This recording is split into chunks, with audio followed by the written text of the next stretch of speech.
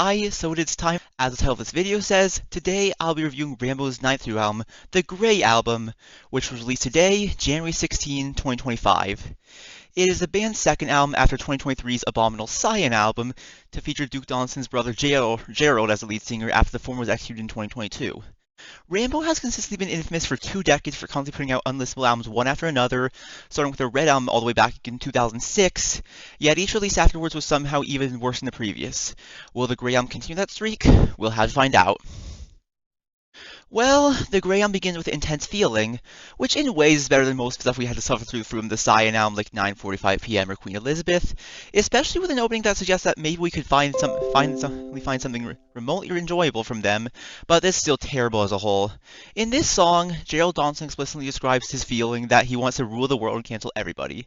You also have a verse from Delilah Bond here, one of which is just as bad as usual by our standards. Following that is Dreadful Sound, which, as the title probably makes obvious, is diss track towards me.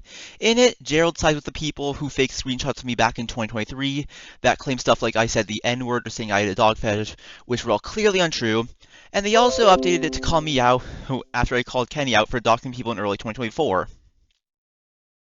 Shoot Up Shopping Malls really explains itself by its title. This one is even worse than the previous 2 songs, however, because the intro is just gunshot effects, and the lyrics are again self-explanatory by the title.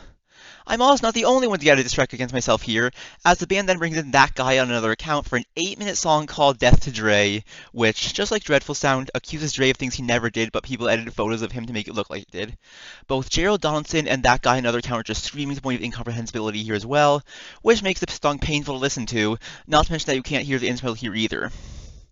Following that is Rambo Interlude, featuring Flex and team artist Tom Sawyer, infamous for just repeating one word throughout every song, and thus all the song consists of is Sawyer repeating Rambo 200 times over the intro to Rambo's song The Next Date from their Yellow album. Well, even if that sounds lazy as fuck, which it is of course, it's still much more tolerable than what you're brought to with stupid Z-word that I can't even mention in this title.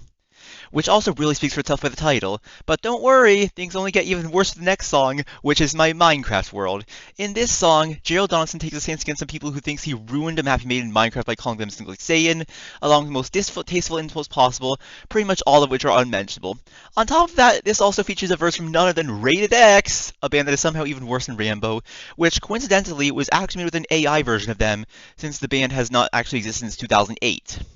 That being said, their verse is nothing short of abominable in every way possible.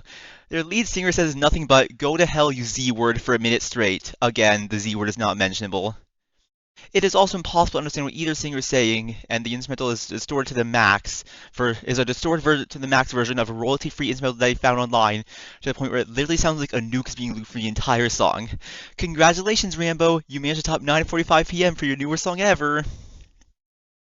Anyway, we are unfortunately still not done with the album. The rest of the album is just blatant diss tracks, starting with Feet Are the Worst Submarine Man diss track, that's the official title of the song.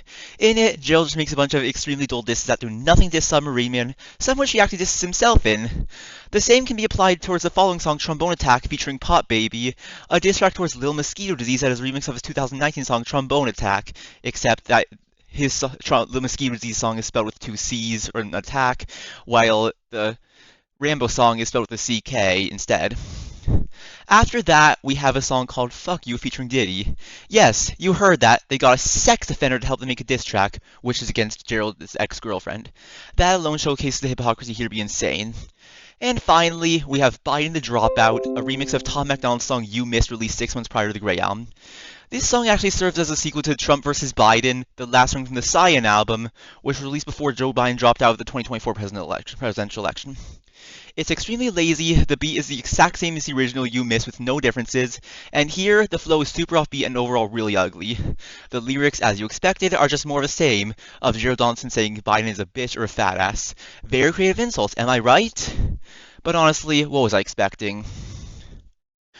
Well, as you could have expected, this is yet another abominable excuse of an album from Rambo, and they've continued their streak of going even further down the hole of the abyss.